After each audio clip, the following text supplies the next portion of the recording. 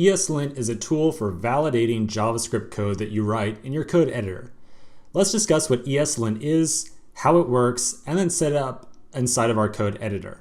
First, though, let's do a quick demo just so we can figure out what ESLint really is and what it's doing for us. I want to convince you that this is an interesting tool that you should want to set up. So I've got some just arbitrary file here, just a single function. I declare the function and then I execute the function. So right now everything looks good. I don't appear to have any syntax errors. So okay, yeah, this looks pretty good. I'm going to introduce an error now inside my code, just a very subtle error. You'll notice that I am declaring a function called average and then I invoke it down here. So the subtle error that I'm going to introduce is I'm just going to rename this thing to capital A, average. And the instant I do, I get a whole bunch of red popping up inside my code editor. And if I hover over this error right here, I know the text is kind of small, but I'll read it for you. It says, average is defined, but never used.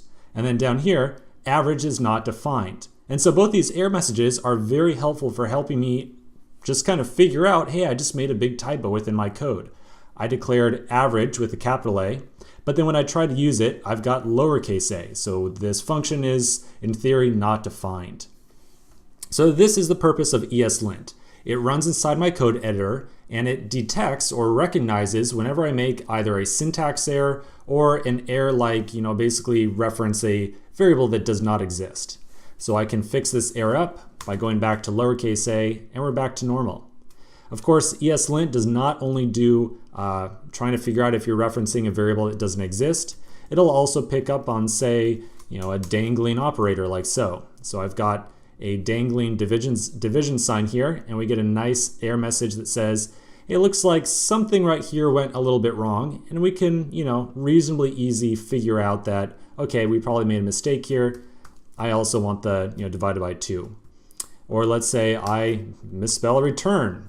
All right, fantastic, doing the same thing here as well, just letting me know that I made a very subtle mistake that I should fix before I move on with my application. Okay, so that's what ESLint does. I hope that I've kind of given you an idea that yes, this is something that's useful, something you might want to use and set up inside your application.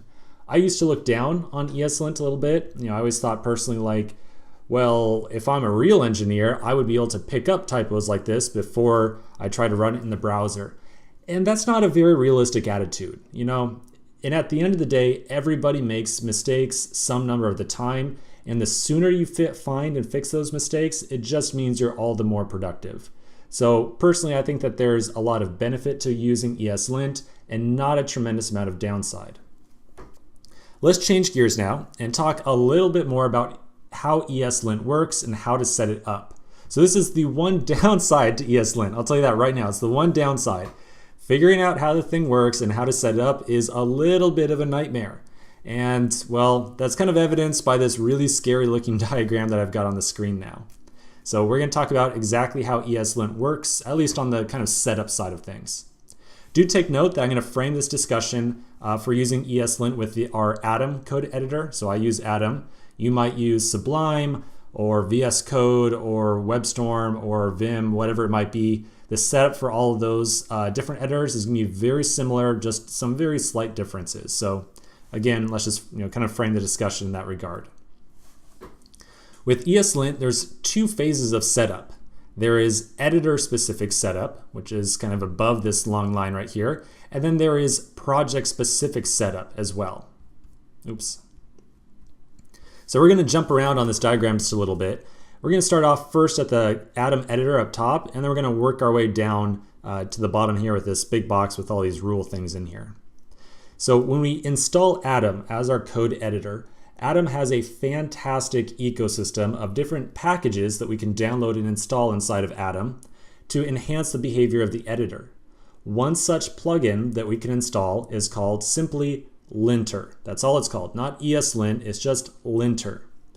Linter is some underlying functionality inside of our code editor, inside of Atom in particular, that allows us to plug in, and that's kind of what I'm trying to symbolize here by this ESLint going into this white box right here.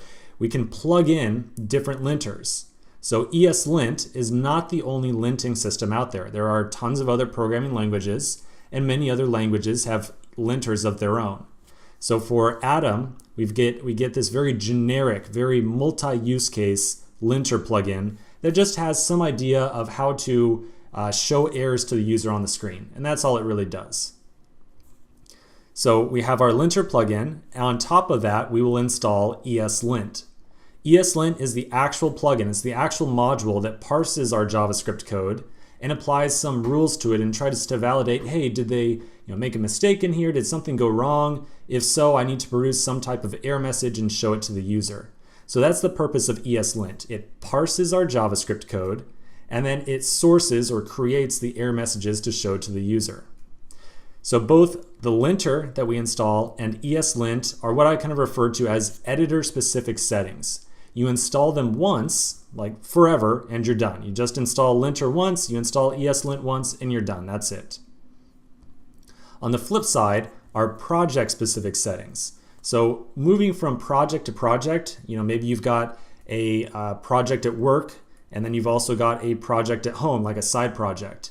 And your work project might be very legacy like ES5 code, but then the project that you're working at home might be cutting edge ES6, ES7, lots of really fancy syntax. So to accommodate for these different projects that you might have, you can wire up what I kind of refer to, I shouldn't say this is an official terminology, it's what I refer to as project-specific configuration. So we can configure ESLint and the rules that it uses to validate our JavaScript code on a per project basis. To set up ESLint on a very specific project, we will add in some amount of configuration for just a specific project. And we'll talk about exactly what form that takes when we set this up inside of our code editor. The purpose of this config file, it is a file that we create, is to tell ESLint that we want to use some number of rules to validate our JavaScript.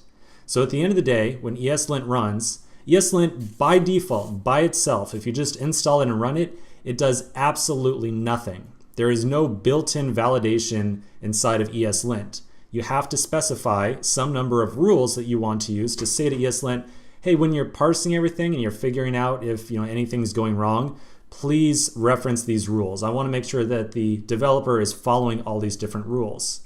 So if I flip back to Atom really quick, and let's say I remove a semicolon right here on line 2, I get an error message. And the error message, I know it's very small on the video, but you can see here very small, it says semi right here. So if I click on semi, it'll pop open my browser and it will take me to the rule called semi.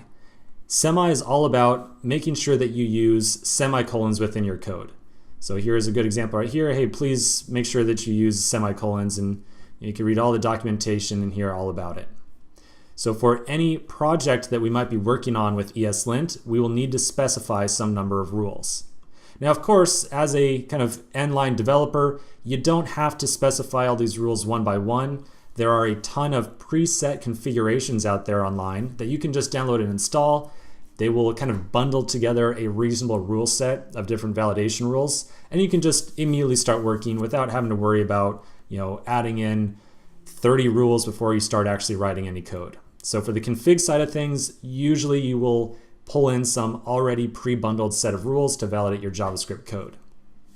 Okay, so that is how ESLint works, or at least the setup side works in a nutshell.